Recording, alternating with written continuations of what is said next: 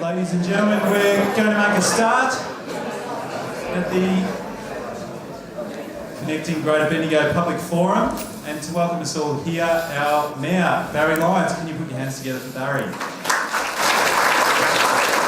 We are here today to gain a better understanding of what the key components of the emerging ITLUS and the overall future vision of the city's transport land use.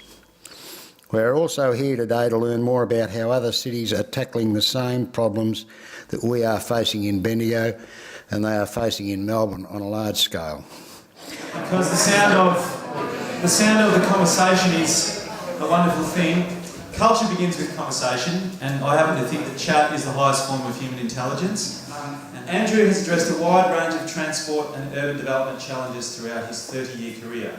As the Director of Distilled Wisdom, he believes the way we use our cities needs to change if they are to flourish into the future and meet the needs of all residents to live long, healthy, productive and fulfilling lives. Could you please make him most welcome to Bendigo, Australia? I love having an excuse to come to Bendigo because, well, particularly my wife is over here is looking forward to going to the underwear exhibition next door. But I love your gallery. Isn't that a fantastic place? It's so good. Really good. So one of the things Ian was talking about before was people having permission to change. Really? You're talking about having a great group of councillors who are focused on the idea of change. And I think it's a really important thing. And what that just reminded me about was the idea of change and choices. And what we... But if your table has a burning question for Andrew, now would be the time to ask that question. We've got time for 3 questions. So how can we make a plan that's sustainable and can work? But the power has moved to cities. So what you need to do is create a community view that is expressed in the council that this is what you want to do. That's it. We have Dr. Paul Tranter, who is the Associate Professor at the University of New South Wales in Canberra. Dr. Tranter's research has made a pioneering contribution in the areas of child-friendly environments, active transport and healthy and sustainable cities. His paper, Active Travel, A Cure for the Hurry Virus, discusses the dilemma of travelling faster in order to cope with everyday time pressures and how this can lead to a loss of time, of money and health. His work also focuses on creating communities for children and busy parents. Can you please welcome Dr. Paul Tranter from Canberra, Australia to Bendigo, Australia. Well, thank you everybody for turning up today. It's a delight to be here with you in Bendigo, and I suspect that just about everyone in this room will be able to relate personally to this session because we all experience some degree of time pressure in our lives, some degree of busyness in our lives, a sense that we're always in a hurry, that we've never got time to do the things that we want to do, or at least to do them well, and that the next task is always more important than the present.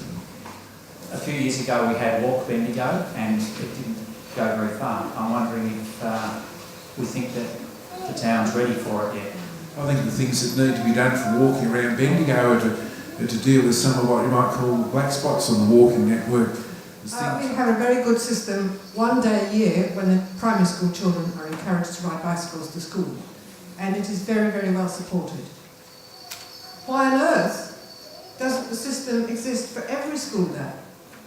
It's communication.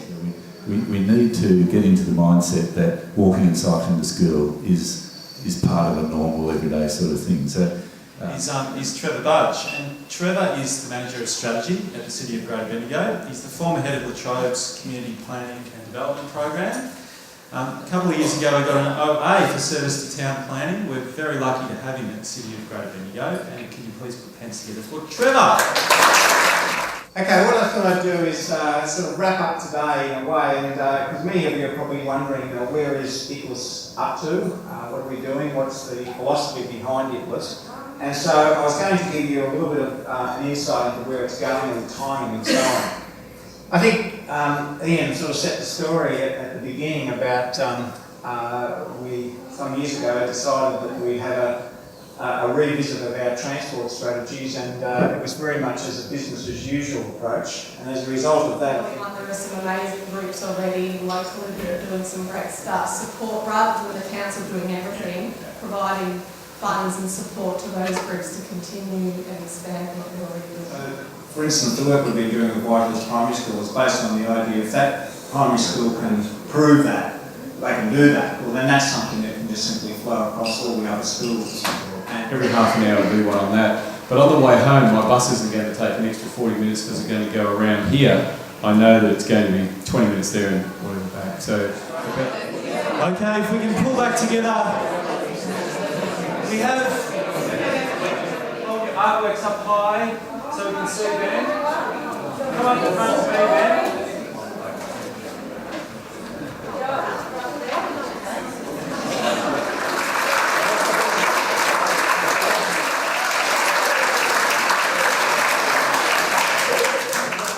It is time for lunch. We have an hour. Our speakers are going to be staying here for the next hour. Our council staff and our councillors hopefully will be able to stay around. Lots more conversations. We have time.